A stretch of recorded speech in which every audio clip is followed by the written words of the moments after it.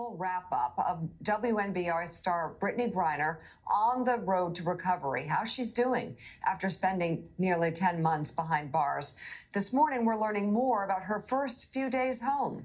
NBC News correspondent Priscilla Thompson has the details. This morning, new photos and new details about Brittney Griner's first moments of freedom. Griner standing in front of an American flag. By her side, wife Sherelle and the man who helped bring her home after nearly a year in Russian captivity. And she called everyone over to take photos with her. It shows you the kind of woman that she is. U.S. Special Envoy Roger D. Carsons spent months working on the team that negotiated Griner's release and was on board that 18-hour flight to Texas. Carsons says the two-time Olympic gold medalist was eager to connect and chatted for hours. We actually tried to give her some space. She said, no, I want to talk. I want to relate to people. And I found someone who was just absolutely wonderful, kind, generous, interesting, and above all, authentic. Surprising many, the first images of Griner showed her with her head shaved. Her attorney telling ESPN that she cut off her locks about 2 weeks ago because of the cold temperatures, saying that they kept freezing after she showered.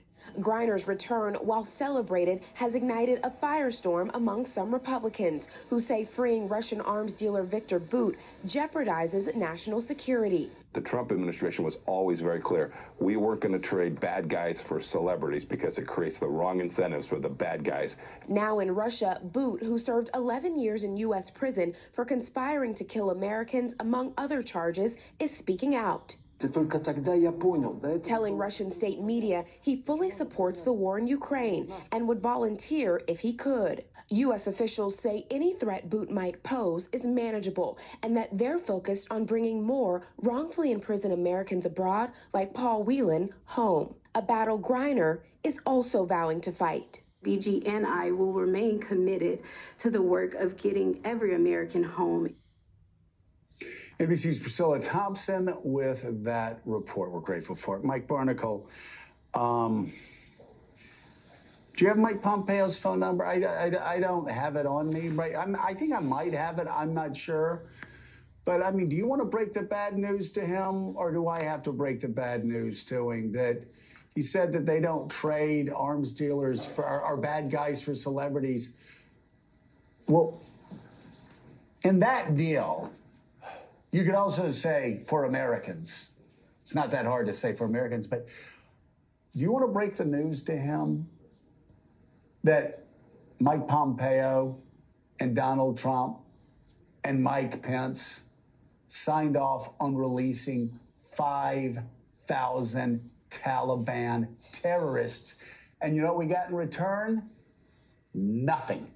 You better say it, Joe. In return. So Trump is negotiating against himself. Well, I'll tell you what, The worst negotiator. we'll give you 5,000 Taliban terrorists. Well, what do you want in exchange? That's the art of the deal. Nothing. We don't need. You just.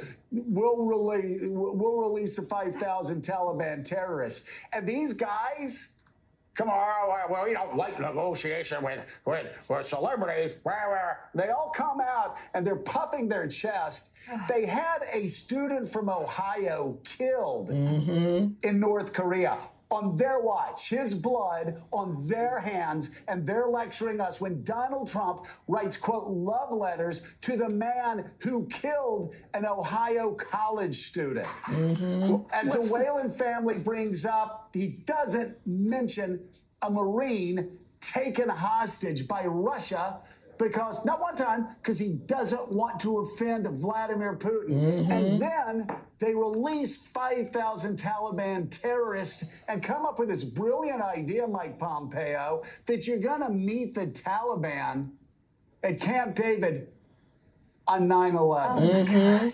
On the anniversary, when the Taliban allowed al-Qaeda to kill over 3,000 Americans and attack our homeland. Who are these men who think they have any room to lecture anybody on how to negotiate the release of hostages? Well, let's break the bad news to Mike Pence and the former Secretary of State, Mike Pompeo, former director of Central Intelligence Agency as well, that they're in over their heads, especially the latest is Mike Pence, who says this was an uneven swap. So, Mr. Vice President, former Vice President, what would be an even swap?